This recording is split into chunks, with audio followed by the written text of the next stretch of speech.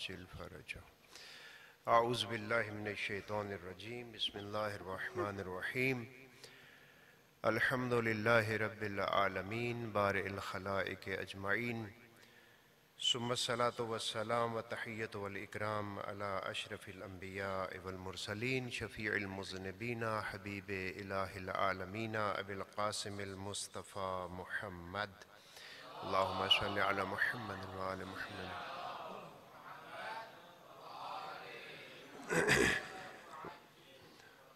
وعلى أهل بيته الطيبين الطاهرين المعصومين الذين أذهب الله عنهم الرجس وطهرهم تطهيرا صلى على محمد وعلى محمد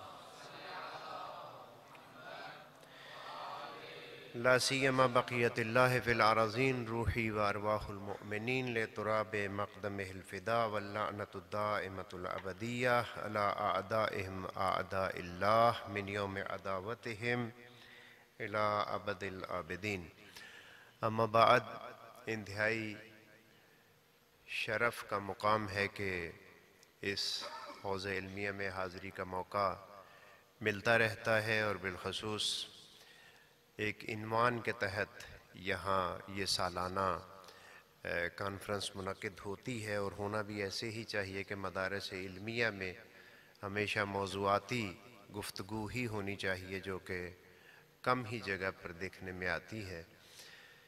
اس کے ساتھ ہی ساتھ میں چاہوں گا کہ ہم سب مل کر دعا کریں ان مرحومین کے لیے جنہوں نے اس مقدس مقام کی آبیاری کے لیے اپنی زندگیاں صرف کیں، آج اس دنیا میں نہیں ہیں، بالخصوص حضرت علامہ قبلہ سید رضی حمدانی صاحب رحمۃ اللہ علیہ، اسی طریقے سے مولانا حضرت علامہ سید ظفر عباس نقوی صاحب آل اللہ مقامہ الشریف، اور دیگر ایک اور کسی ڈاکٹر صاحب کا تذکرہ ہو رہا تھا کہ وہ بھی معاون تھے، دیگر جو علماء معاونین تھے، خداوند متعال ان کے درجات کو بلند فرمائے اور حضرت امیر المؤمنین کی شفاعت انہیں نصیب فرمائے، جو خدمات انجام دے رہے ہیں اور جو اس کاروان کو لے کر آگے بڑھ رہے ہیں، خداوند متعال انہیں صحت و سلامتی کے ساتھ اس کام کو حضرت ولی عصر کے جو حقیقی صاحب ہیں ان تمام امور کے ان کی خدمت میں پیش کرنے کی توفیق عنایت فرمائے۔ خداوند متعال فرزندان اسلام کو جو اسلام کی آبیاری کے لیے اسلامی سرحدوں کی حفاظت کر رہے ہیں، خداوند متعال انہیں ثبات قدمی اور فتح و نصرت حتمی عطا فرمائے۔ ان سب دعاؤں کی قبولیت کے لیے ایک مرتبہ صلوات پڑھ دیجئے۔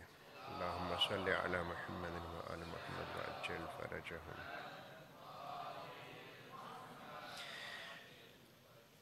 زندگی کے کسی بھی شعبے کے متعلق یا ما بعد الحیات یا قبل الحیات اگر انسان نے حتمی طور پر کسی چیز کو سیکھنا ہو تو اسے باب العلم کی خدمت میں آنا پڑے گا، اور ہمارے پاس حضرت کا اتنا کلام موجود ہے کہ جو ہم ساری زندگی بھی اگر صرف پڑھنے پر لگا دیں تو شاید اسے ہم پڑھ بھی نہیں سکتے۔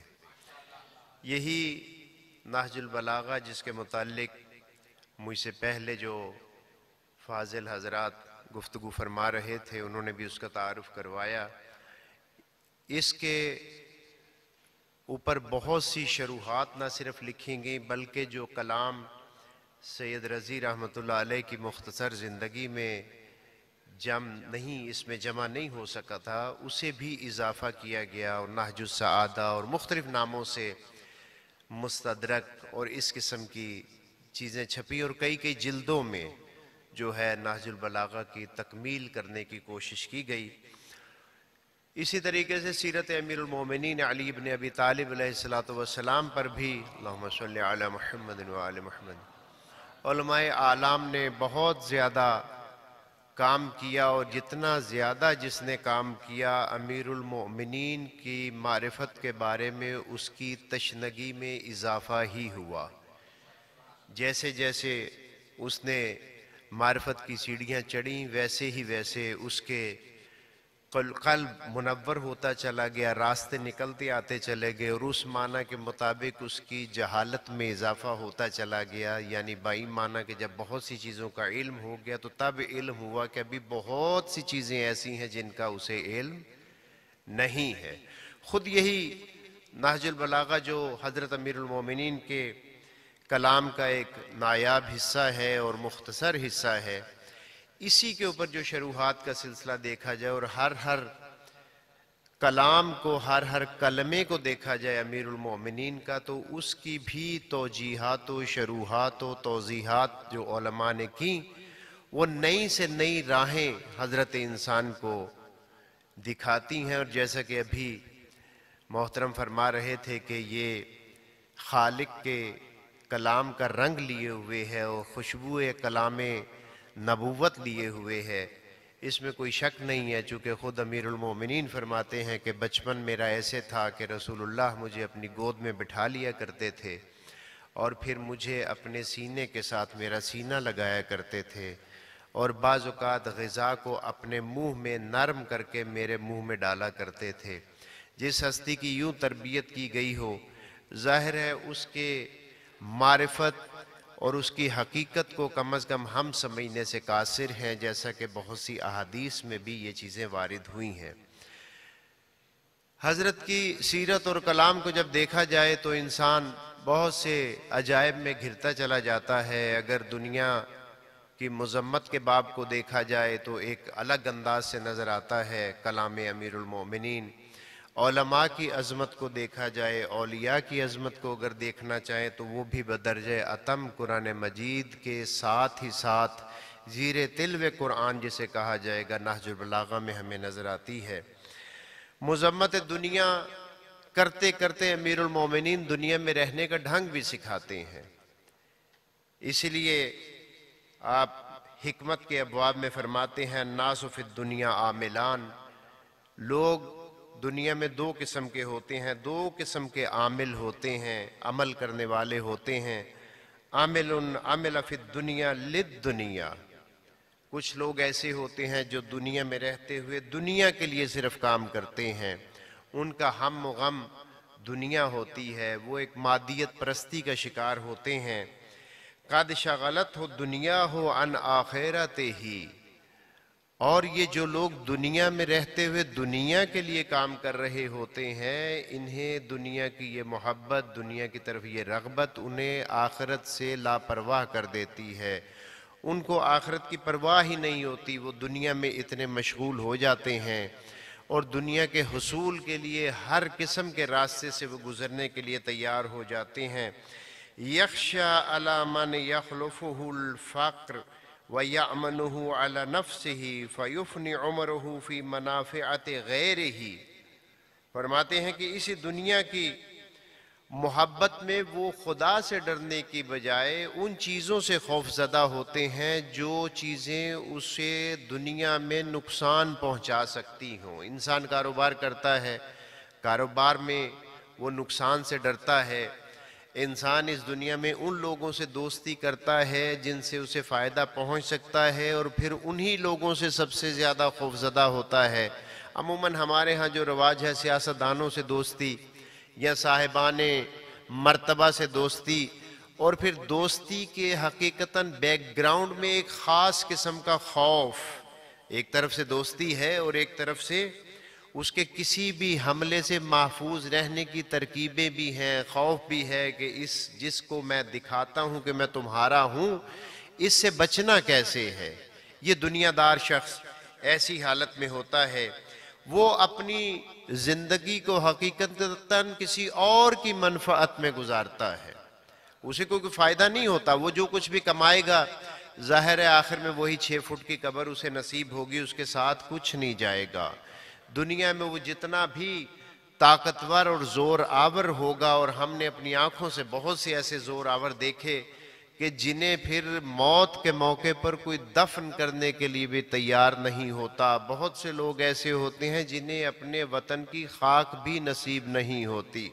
بہت سے لوگ ایسے ہوتے ہیں جنہیں ان کی زمین میں بھی دفن نہیں کرنے دیا جاتا، جس زمین کو وہ اپنی ملکیت سمجھا کرتے تھے. بہت سے واقعات آپ اخبارات میں پڑھتے رہتے ہیں, سنتے رہتے ہیں کہ بڑے بڑے پراپرٹی ڈیلر اور بڑے بڑے ایسے کام کرنے والے کہ انہیں مخفی طور پر دفن کیا جاتا ہے کہ کہیں دفن کرنے کے بعد ہی ان کی قبر کو نقصان نہ پہنچا دیا جائے. تو یہ آپ کی دیکھی ہوئی باتیں ہیں. مولا امیر المومنین گویا کہ ہمیں متوجہ کر رہے ہیں ان چیزوں کی طرف جنہیں ہم روز و شب دیکھتے ہیں لیکن ان سے نصیحت حاصل نہیں کرتے. نصیحت کی طرف لے کر جا رہے ہیں, ہمیں بتا رہے ہیں عامل عمل فی الدنیا لما بعدہا, اور کچھ عمل کرنے والے ایسے ہیں جو دنیا کے لیے عمل نہیں کرتے بلکہ دنیا کے بعد جو دنیا ہے اس کے لیے عمل کرتے ہیں. فَجَاءَهُ الَّذِي لَهُ مِنَ الدُّنْيَا بِغَيْرِ عمل, جب وہ اس دنیا کے بعد والی دنیا کے لیے کام کرتے ہیں تو اس دنیا میں جن چیزوں کی حاجت ہوتی ہے دنیا خود اس کے پاس چل کر آ جاتی ہے, یعنی خدا اس کے لیے راستے پیدا کرتا ہے. من حیث لا یحتسب, خود قرآن مجید میں بھی ذکر ہوا کہ جب انسان تقوی الہی اختیار کرتا ہے, اپنی آخرت کو بھولتا نہیں ہے, اپنے آپ کو اس دنیا کے لیے جو جاویدان دنیا ہے, ہمیشہ رہنے والی دنیا ہے, اس کے لیے اپنے آپ کو آمادہ کرتا ہے, تو پھر خداوند متعال اس کے لیے بھی رزق کے ایسے ایسے دروازے کھولتا ہے کہ انسان کے تصور میں بھی نہیں ہوتا. ایسی نیک اور صالح اولاد دیتا ہے جو ہمیشہ اس کے لیے نیک نامی کا باعث بنتی ہے. ایسے دوست مہیا کرتا ہے جو اس کے مرنے کے بعد اس کا تحفظ کرتے ہیں اس دنیا میں. یہ سب کا سب رزق ہے. اچھے دوست کا ہونا رزق ہے, اچھی اولاد کا ہونا رزق ہے, اچھے والدین کا ہونا, اچھے مربی کا ہونا, اچھے استاد کا ہونا, یہ سب کا سب رزق ہے خداوند متعال کی طرف سے. یعنی ہر وہ چیز جو حضرت انسان کو اللہ کے قریب کرے اور طاغوت سے محفوظ رکھے وہ بہترین رزق ہے. آپ حضرت ولی عصر عجل اللہ فرجہ الشریف مل کر صلوات پڑھ دیجئے ایک دفعہ.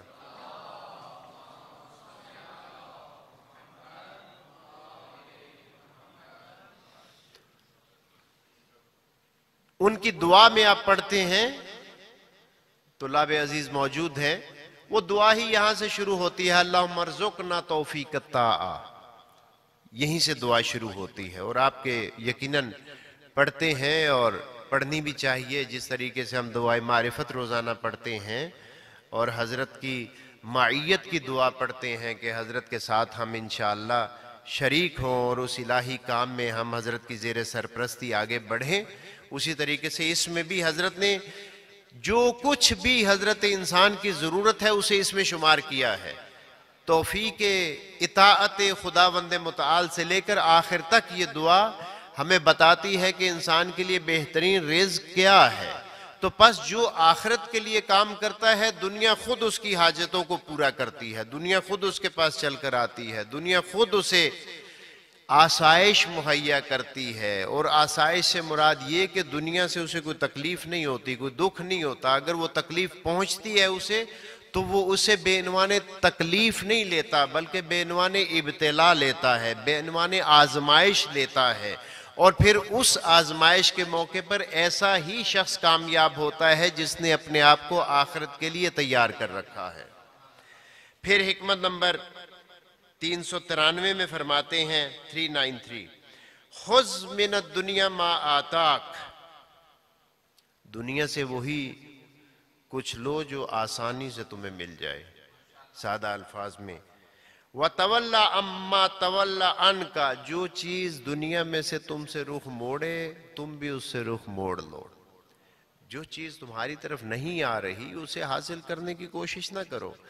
تم دنیا میں دیکھتے ہو مثال کے طور پر دنیا دار شخص کبھی بھی اچھا دوست نہیں ہو سکتا, خالص دوست نہیں ہو سکتا, یعنی اس کی دوستی میں للہیت نہیں ہو سکتی. لہٰذا اس کے پیچھے جانے کی ضرورت نہیں ہے, اسے چھوڑ دو. دوستی اگر بنانی ہے تو اس کے ساتھ بناؤ جو تمہیں خدا کی یاد سے غافل نہ کر دے, اس کے ساتھ دوستی کرو. فَإِنْ أَنْتَ لَمْ تَفْعَلْ فَأَجْمِلْ فِي الطَّلَبِ, اگر اس کے باوجود تمہیں کچھ دنیا کی ضرورت بھی ہے تو اپنی عزت و حمیت کو دنیا کی طلب میں داؤ پر نہ لگاؤ. یعنی باعزت طریقے سے دنیا سے گزرنے کے راستے اپنے لیے مہیا کرو، ذلت کے ساتھ دنیا میں نہ رہو۔ اور سید الشہداء کے کلام میں بھی یہی چیزیں ہمیں ملتی ہیں، جس کی طرف حضرت امیر المومنین بھی اشارہ فرماتے ہیں۔ پھر ایک اور حکمت میں فرماتے ہیں وَمَنْ لَهِجَ قَلْبُهُ بِحُبِّ الدُّنْيَا الْتَأْتَ قَلْبُهُ مِنْهَا بِسَلَاسٍ، جس شخص کا دل دنیا میں محو ہو جاتا ہے، اس کا دل 3 حالتوں سے خالی نہیں ہے۔ ہم لا یغبہ، وہ ایسا غمگین رہتا ہے، ایسا غم اسے گھیرے رکھتا ہے کہ جس سے وہ جان نہیں چھڑا سکتا۔ حسد ایک ایسی بیماری ہے، ایک ایسا غم ہے جو انسان کو جس سے حسد کر رہا ہے اسے دیکھتے ہوئے بھی لاحق رہتا ہے، اور جب اس سے پردہ پوشی میں ہے، اس سے دور ہے، اس کا نام آ جائے تب بھی اسی حسد میں مبتلا ہو جاتا ہے۔ کیوں؟ اس لیے کہ دنیا دار ہے، وہ مراتب اسی قسم کے چاہتا ہے جس قسم کے دوسرے شخص میں موجود ہے۔ وہ بغیر عمل کے ان فضائل کا خواہش مند ہے جو کسی الہی شخص میں پائے جاتے ہیں۔ وہ بغیر کوشش کے اس دنیا کو چاہتا ہے جس دنیا کو کسی نے اپنی کوشش اور قربانی کے ذریعے سے حاصل کیا ہے۔ یہ خالص دنیا کی بات کر رہا ہوں، مادیت والی دنیا کی بات نہیں کر رہا۔ وَحِرْسٍ لَا يَتْرُكُهُ، اور جو دنیا کی محبت رکھتا ہے وہ ایسا حریص ہوتا ہے کہ وہ حرص کبھی اس کا پیچھا نہیں چھوڑتی، حرص اس کا پیچھا نہیں چھوڑتی۔ کلام کی خوبصورتی دیکھیے کہ وہ حرص اس کا پیچھا نہیں چھوڑتا، ہر وقت جو ہے وہ حریص علت دنیا، ہر طریقے سے، ہر جائز و ناجائز طریقے سے وہ حریص ہوتا ہے۔ اور جب انسان کے وجود میں حرص چھا جائے تو پھر اسے جائز راستے نظر بھی نہیں آتے، یا جائز راستہ اسے بہت طولانی لگتا ہے، لہذا وہ شارٹ کٹ کے چکر میں ہوتا ہے۔ وَعَمَلٍ لَا يُدْرِكُهُ، ایسی خواہشات رکھتا ہے کہ وہ خواہشات کبھی بھی اس کے قریب نہیں آتی، ایسی چیزوں کی خواہش رکھتا ہے کہ وہ اسے میسر نہیں آ سکتی۔ کیوں؟ اس لیے کہ اس نے اپنے دل کو دنیا میں ڈال کر غافل کر دیا ہے یاد الہی سے۔ لیکن الہی انسان خداوند متعال نے بھی ان کے فضائل کو، ان کی خصوصیات کو ذکر کیا، اور مولا امیر المومنین نے بھی مختلف خطبات میں، مختلف حکم میں ان کو نقل کیا۔ آپ خطبہ متقین کو پڑھیے کہ جس میں حضرت امیر المومنین نے اپنے ایک چاہنے والے کی خواہش پر اور بار بار خواہش پر اسے اوصاف متقین بتائے، اور وہ ان اوصاف کو برداشت نہ کر سکا۔ خطبہ حمام بھی جسے کہا جاتا ہے کہ اس کا دل پھٹ گیا، اور اس میں کوئی تعجب کی بات نہیں ہے۔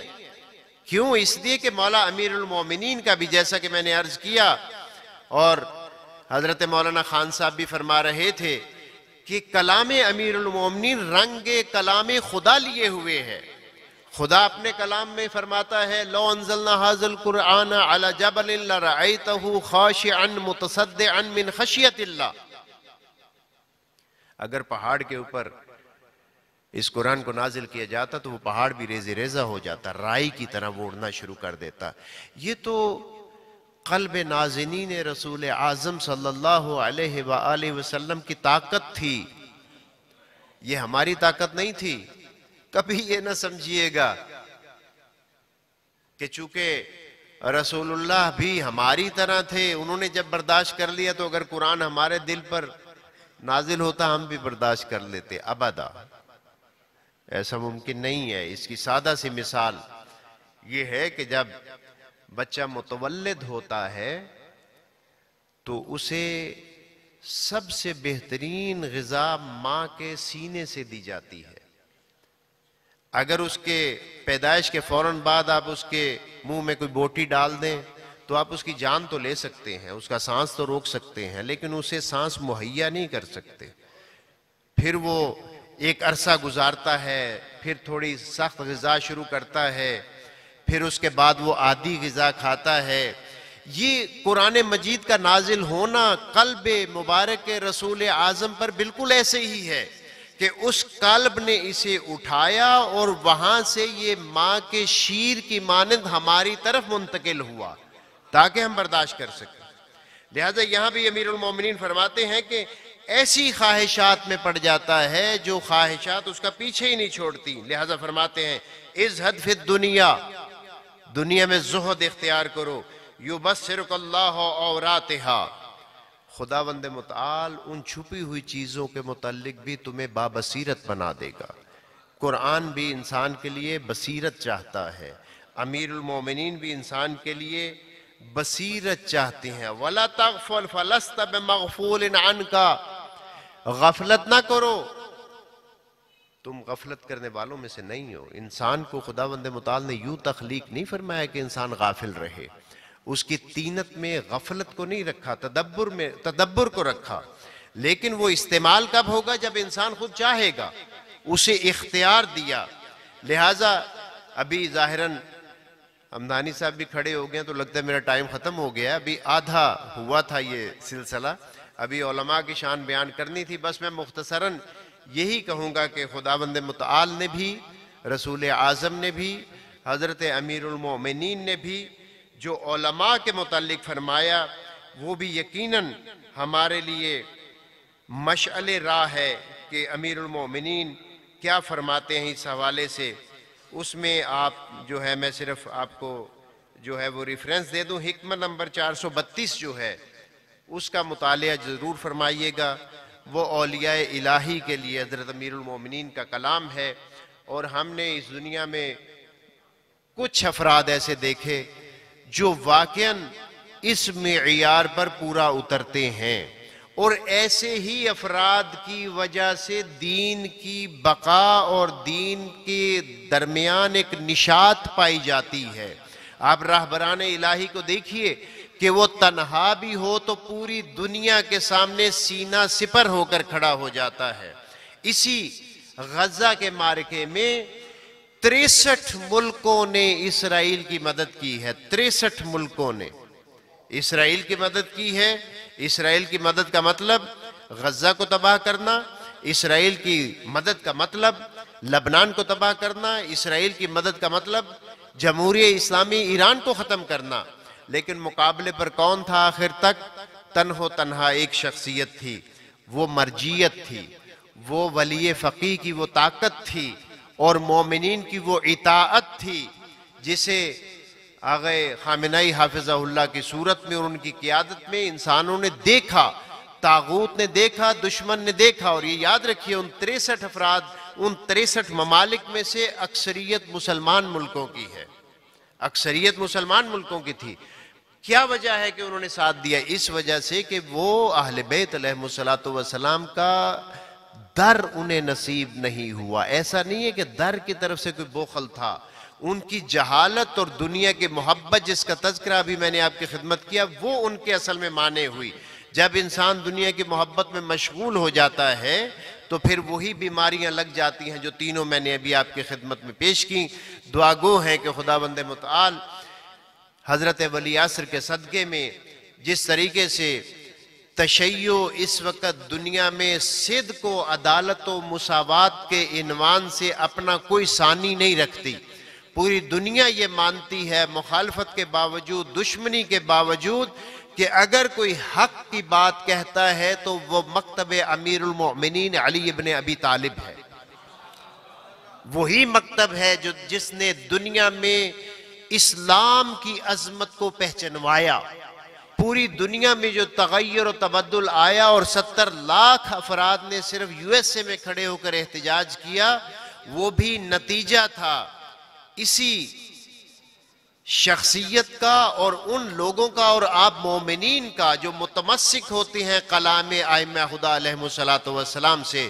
اور حضرت امیر المومنین نے ہمیں ہر گر سکھایا ہے، علم ہو، عمل ہو، جنگ ہو، صلح ہو، ہر قسم کی چیزوں کا تذکرہ کیا ہے۔ فقط ضرورت یہ ہے کہ حضرت امیر المومنین کے کلام کو پڑھنے کی ضرورت ہے، ان کی سیرت کو پڑھنے کی ضرورت ہے۔ دعا گو ہوں کہ خداوند متعال سب سے پہلے مجھے ان کے کلام کو پڑھنے، سمجھنے، اپنانے کی اور اس کے بعد پھیلانے کی توفیق عنایت فرمائے، اور آپ سب مومنین کرام کو بھی حضرت امیر المومنین کے کلام سے متمسک ہونے کی توفیق عنایت فرمائے، اور جو خادمین کلام حضرت امیر المومنین ہیں خداوند متعال حضرت امیر المومنین کی سرپرستی میں اور حضرت ولی عصر کی تائید کے ساتھ انہیں اس کام کو جاری و ساری رکھنے کی توفیق عنایت فرمائے، ان کے لیے اس کام کو توشہ آخرت کا قرار دے، اور آخرت میں حضرت امیر المومنین کے دست مبارک سے انشاءاللہ حوض کوثر پر وہ سیراب ہو۔ والسلام علیکم ورحمۃ اللہ وبرکاتہ۔